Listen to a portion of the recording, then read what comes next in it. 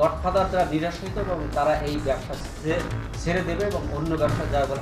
ক্রসফায়ারের ভয় দেখিয়ে এক কোচিং সেন্টার মালিকের কাছ থেকে 4 কোটি টাকা চাঁদা নেয়ার অভিযোগে সিআইডির সাবেক প্রধান অতিরিক্ত মহাপরিদর্শক মোহাম্মদ আলী মিয়ার বিরুদ্ধে নালিশি মামলা করা হয়েছে। গত 22 আগস্ট তাকে বাধ্যতামূলক অবসরে পাঠানো হয়। গতকাল মঙ্গলবার যুবদলের কেন্দ্রীয় কমিটির সাবেক স্বাস্থ্য বিষয়ক সম্পাদক মোহাম্মদ জোবাইদুর রহমান বাদী হয়ে ঢাকা চিফ মেট্রোপলিটন ম্যাজিস্ট্রেট আদালতে এই নালিশি মামলা করেন। জোবাইদুর রহমানের আইনজীবী মোহাম্মদ নিহার হোসেন ফারুক এই তথ্যের সত্যতা নিশ্চিত করে বলেন, মামলাটি এজাহার হিসেবে গ্রহণ করতে পল্টন থানাকে নির্দেশ দিয়েছেন আদালত। জোবাইদুর রহমান মেডিকেল ভর্তি কোচিং প্রতিষ্ঠান মেডিকোর মালিক।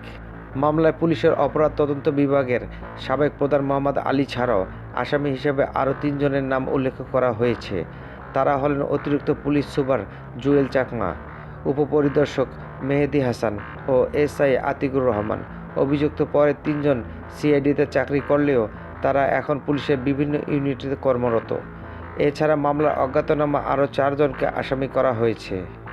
মামলার বিবরণে বলা হয়, জোবাইদুর রহমান সপরিবারে রাজধানীর শান্তিনগরের চামেলিবাগে থাকেন। 2023 সালের 2 আগস্ট সাদা পোশাকের সিআইডি কর্মকর্তা জুয়েল চাকমার সঙ্গে আরও 7-8 জন পুলিশ তার ফ্ল্যাটে যায়।